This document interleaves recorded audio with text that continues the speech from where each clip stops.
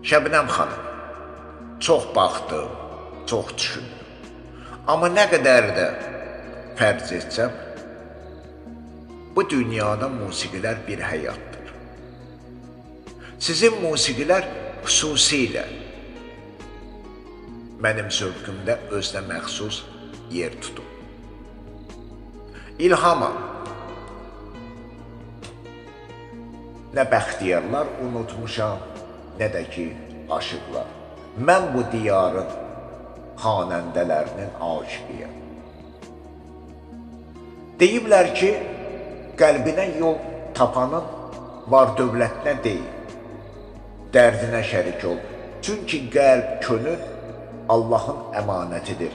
Bir qəlbi qıran cəfasını çəkər, bir də qəlbin nurun yandıran müjdəsini tapar. Odur ki, Şəbnəm xanım, siz mənim qəlbimin nurun musiqilərinizlə işıqlandırdınız.